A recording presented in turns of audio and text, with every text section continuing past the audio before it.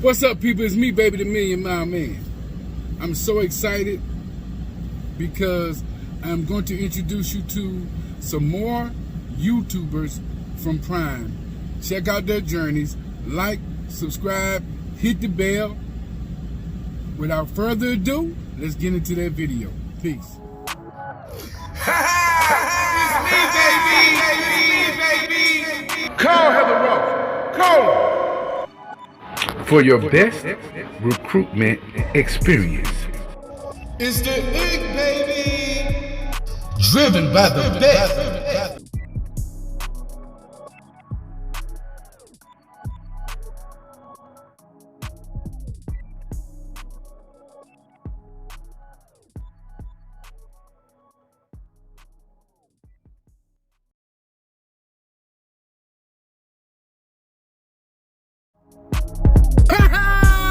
It's the Ig, baby.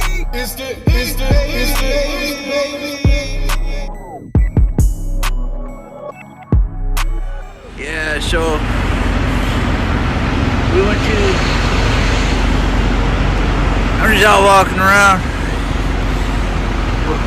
It's like 10:30 at night, 10:30. We gotta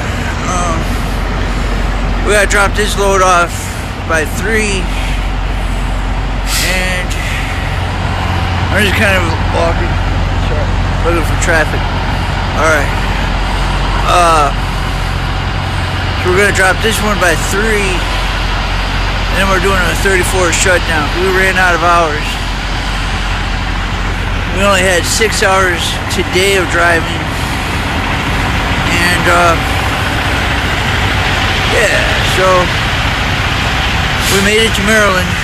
We're dropping off here in another couple hours. At midnight we pick up some hours. So we ran out of hours for the 70-hour week. So we had to shut down, then do the 34, reset our hours for the week. But yeah, I'm pretty tired. I don't know, that bunk, I'm having a hard time sleeping in that top bunk. But I gotta do what I gotta do. There's a truck coming, sorry. So, yeah. So I'm just kind of enjoying the walk. It's cold out here, not warm. Woo-hoo-hoo. But, hello, YouTube. Okay, I'm gonna start this off with, if you guys haven't already, I'm gonna shout her out because she's freaking hilarious. I'll be a mother trucker. I'll put her link in the description below. You guys gotta go watch her. She's freaking hilarious. I'll tell you what, you know, I may be having a rough time, rough start, you know, with everything, but watching her videos just keep me entertained. So now that I got that out, you guys, let me tell you what's happened over the last couple days. So I had the load. The last time I did the video, I was sitting in Idaho, waiting to deliver my last load. In Idaho, I'm sorry, in Twin Falls. Was it Twin Falls? No. It was in Idaho Falls. And then something like that. It was in Twin Falls. I don't know, one of those places. Anyways, so with that being said, no, it was in Burley. That's right, it was in Burley. So I dropped that off last night. Actually, they got me unloaded in record time. My appointment was at 9. I showed up at 8. They got me backed into a door, and I was unloaded by 9:30. The cold storage in Burley, I'm pretty sure most of you have been there. They were pretty quick. And then I got another load. And it was I picked up this morning in Twin Falls, Idaho. And that load I picked up, it's going to California.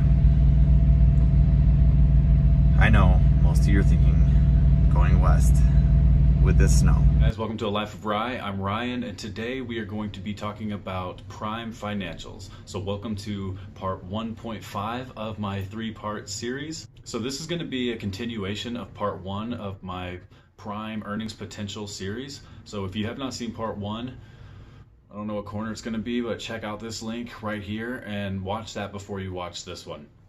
And then come back and find out that you're actually going to make more than that, but now you'll understand why.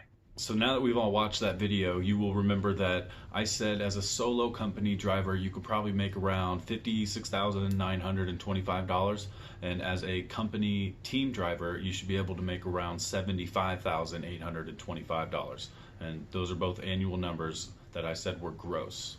Well, it's turned out that I lowballed you all a little bit, and let me tell you why. The first reason is something that I was not aware of at the time, and now that I have an understanding of it, I'm going to be able to factor that into the math. So first I want to explain it to you all. Here at Prime, we are actually afforded a per diem. Now, per diem is not something that I had ever dealt with in any of my previous jobs, so this was something I actually had to look up and learn about. And now that I've done that, let me explain it to you. So per diem in Latin means for each day, and it's basically an allowance for lodging, food, any other kind of expenses that you could have day to day while working. And this is something that's usually more for jobs where you're going to be traveling a lot, and you're going to have to be eating out, you're going to have to be staying at hotels, but we also are afforded a per diem here at Prime. And the way that it works is it is actually added on to your cents per mile. And so if you're in the refrigerated division making 46 cents per mile, it's roughly about 8.5 to 12.5 cents per mile of that is per diem. So your first, let's make it 10 cents just to simplify the math, but your first 36 cents is going to be taxable income. Everything after that to get to 46, so in this instance 10 cents per mile, is untaxed income because it is coming at you as a per diem. Now there are a few occasions where per diems can be taxed, one of which is if you pass the federal limit of $151 daily, but like I just told you, it's 10 cents per mile. Our trucks don't go faster than 62 on cruise, so you can do that math.